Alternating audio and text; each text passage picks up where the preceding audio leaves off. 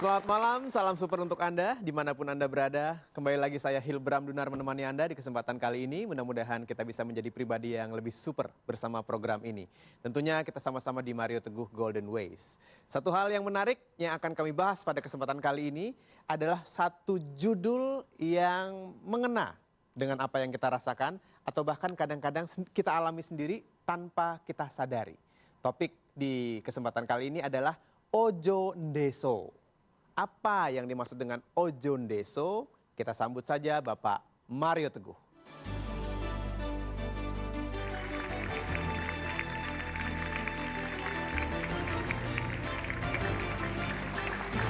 Terima kasih, silakan duduk.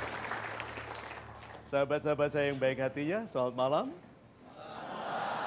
Assalamualaikum warahmatullahi wabarakatuh. Waalaikumsalam.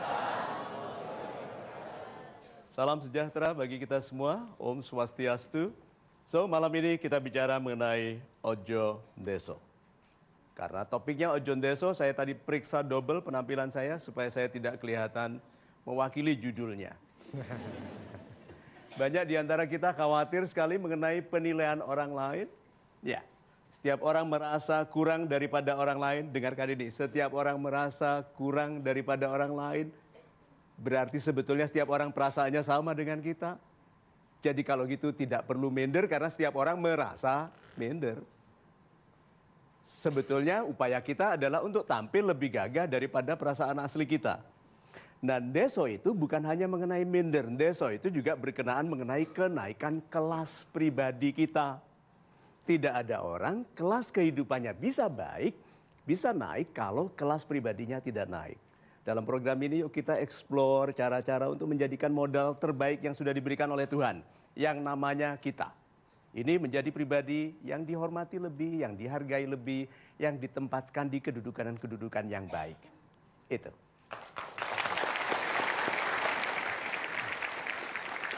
Waktu Pak Mario tadi berbicara sama saya saat briefing tentang Ojo Ndeso, yang ada dalam pikiran saya adalah dua hal. Yang pertama, kalau kita bicara mengenai ndeso adalah sesuatu yang lucu. Karena banyak yang ndeso-ndeso itu kadang-kadang membuat kita tertawa. Tapi sebaliknya di sisi lain ada juga yang ndeso-ndeso itu yang mengganggu. Sehingga membuat kita merasa kesal kadang-kadang. Nah, ini yang mana Pak sebenarnya Pak? Ndeso yang dimaksud dengan Pak Mario. Sahabat-sahabat saya yang baik hatinya. Ada 4 hal pokok yang penting dalam program ini. Yang pertama adalah kelas pribadi, itu bahasan kita yang pertama. Yang kedua tentang kerinduan kita untuk menjadi pribadi yang hidupnya baik. Oke. Yang ketiga adalah daya tarik. Karena orang yang menarik tidak memerlukan ketampanan, kecantikan atau apapun. Karena dia menarik, termasuk menarik rezeki yang baik. Nah, kalau rezeki itu nempel di wanita yang cantik, bayangkan.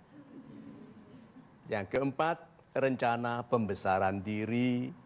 Setiap orang tumbuh tapi tidak menjadi besar. Yuk kita bicarakan itu. Nah, pertanyaan Mas Hilbram tadi mengenai ndeso ada 2 macam. Ada ndeso yang lucu, ada ndeso yang norak. Oke, yang lucu.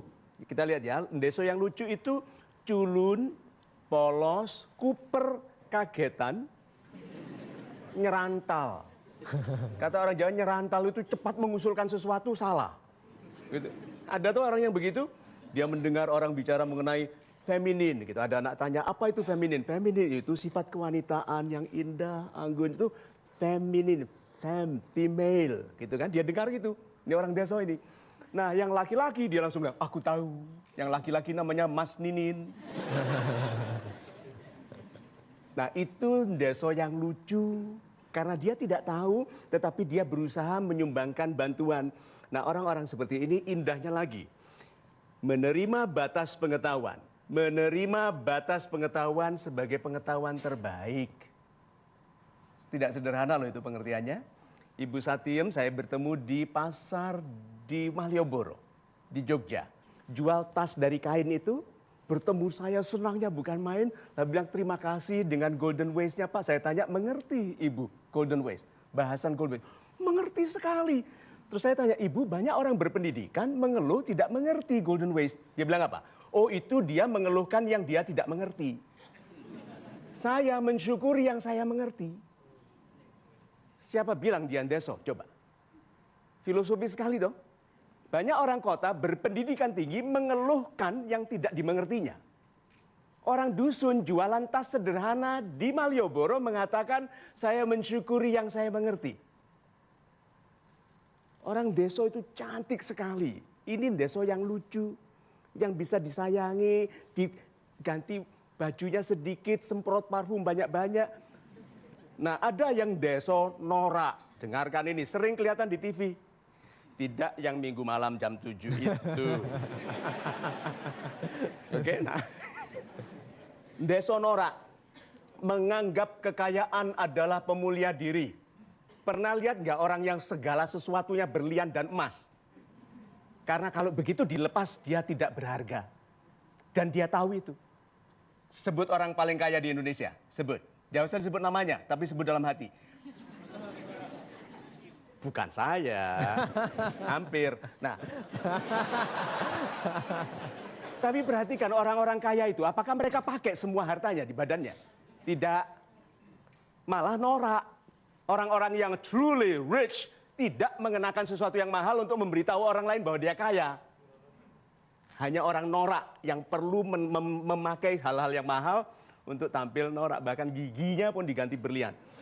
Nah, orang-orang norak ini tahu tapi tidak menggunakan pengetahuan. Menganggap orang lain tulul. Itu loh pembodohan-pembodohan masyarakat. Merasa boleh berlaku salah karena berkuasa. Itu norak yang setengah mati loh Pak. Kemudian satu lagi, berlaku palsu padahal ketahuan palsu. Dan tidak malu ketahuan palsu. Dan berkata dia jujur. Nih orang super norak, itu merusak anak-anak kita yang nonton TV. Jadi kalau begitu, yuk kita bangun kehidupan dari norak yang lucu menjadi sophisticated. Yang canggih, yang penting bagi pemulihan kehidupan bangsa. Itu.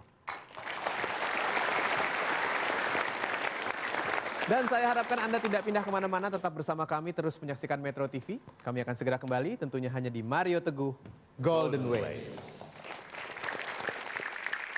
Janganlah pendapat mengenai kekurangan kita membatasi hak kita untuk menjadi sebebas-bebasnya pribadi. Yang berkelas itu mempunyai jiwa yang berkelas.